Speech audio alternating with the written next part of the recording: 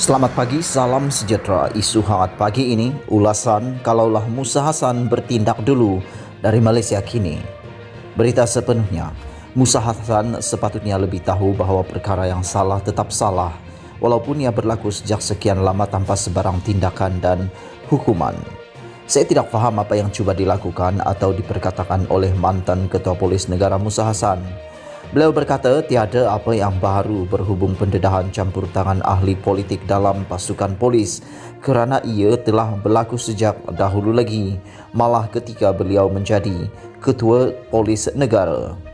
Beliau memberitahu utusan Malaysia, ketika zaman saya dulu ada orang politik yang suruh polis bebaskan geng mereka dan ada juga yang beri arahan kepada Ketua Polis Negeri tanpa pengetahuan saya.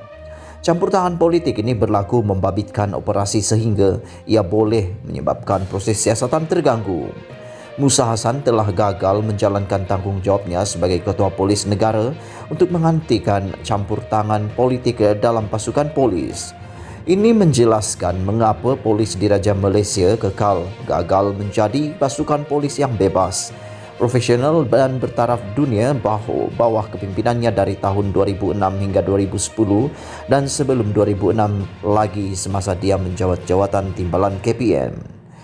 Jika Musa bertindak terhadap penyalahgunaan itu semasa menjadi timbalan KPN dan atau KPN atau sekurang-kurangnya menyuarakan ketidakpuasan hatinya seperti Hamid Bador, mungkin pasukan polis tidak akan mengambil masa yang lama untuk berubah menjadi lebih cekap, beritikad, bebas, profesional dan bertaraf dunia. Adakah Musa akan mengisytiharkan sama ada dia bersetuju dengan penyalahgunaan kuasa seumpama itu? Yang salah tetap salah.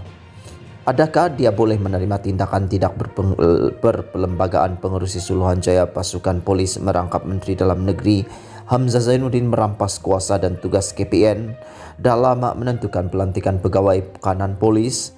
Musa Hasan sepatutnya lebih tahu yang salah tetap salah, walaupun ia berlaku sejak sekian lama tanpa sebarang tindakan dan hukuman.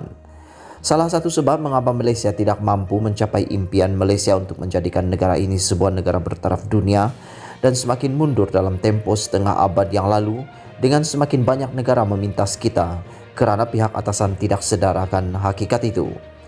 Adakah campur tangan politik dan penyalahgunaan kuasa berlaku dalam pelantikan Musa Hasan sebagai KPN?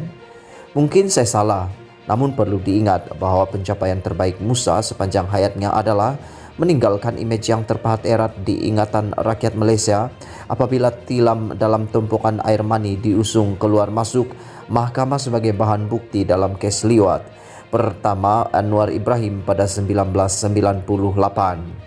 Ironinya ketika dia menjadi KPN dan timbalan KPN, PKN, dia mempunyai seorang Perdana Menteri yang memulakan tugasnya dengan begitu cemerlang, menubuhkan Suruhanjaya Siasatan Diraja mengenai pembaharuan polis yang dipengerusikan bekas Ketua Hakim Negara Zaidin Abdullah dan bekas KPN Hanif Omar menjadi timbalannya.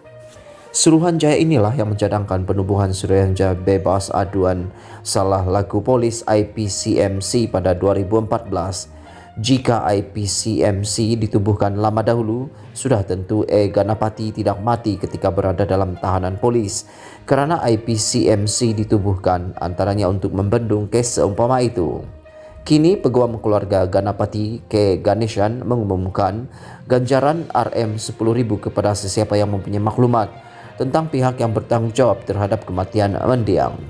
Ganjaran itu ditawarkan oleh penyumbang tidak bernama yang mengakui turut pernah menjadi mangsa keganasan polis. Dia tolak IPCMC.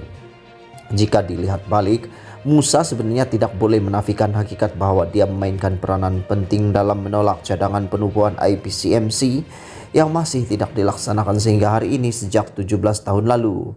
Kerajaan Pakatan Harapan semakin hampir untuk menubuhkan IPCMC sebelum digulingkan dalam langkah Sheraton yang membentuk sebuah kerajaan tidak sah, kakistokrasi, tidak demokratik dan cacat merba.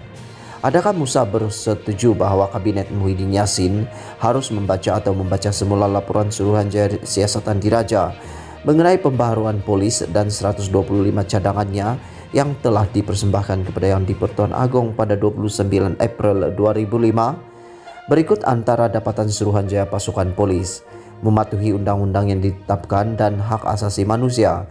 Undang-undang Malaysia secara amnya mematuhi kebebasan asasi yang termaktub dalam Perlembagaan Persekutuan dan Prosedur Polis yang ditetapkan dalam Perintah Tetap Ketua Polis Negara IPSO juga pada umumnya memenuhi syarat hak asasi manusia.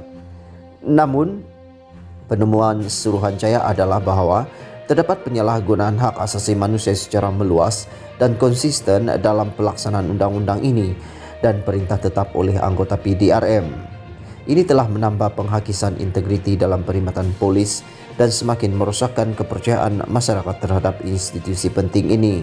Halaman 4. Budaya impuniti, bebas daripada hukuman. Kebimbangan yang semakin meningkat di seluruh dunia adalah budaya impuniti dalam pasukan polis dan PDRM tidak terkecuali. Gabungan perlakuan rasuah individu dan sistematik dan kurangnya ketelusan dan pengawasan menyebabkan budaya polis terlepas daripada pemantauan di peringkat dalaman dan juga luaran. Budaya impuniti memakan diri apabila pegawai bertindak melanggar undang-undang dan peraturan tanpa rasa takut atau disiasat atau dikenakan teguran. Budaya impuni mula berkembang. Setiap kesalahan yang tidak disiasat atau dihukum atau disokong oleh pegawai yang lebih tinggi dalam kepimpinan polis mewujudkan persepsi bahwa kesalahan tersebut adalah dibenarkan. Halaman 122.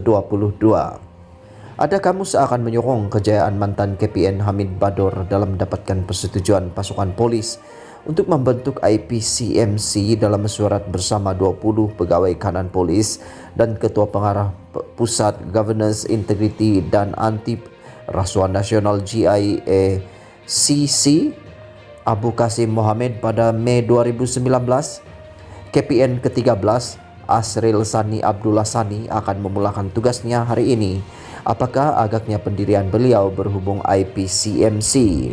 Ditulis oleh Lim Kit Siang, ialah anggota Parlimen DAP Iskandar Putri. Dipetik daripada Berita Malaysia Kini. Sekian isu hangat pagi ini. Jangan lupa tekan butang subscribe dan kita jumpa lagi. Bye-bye.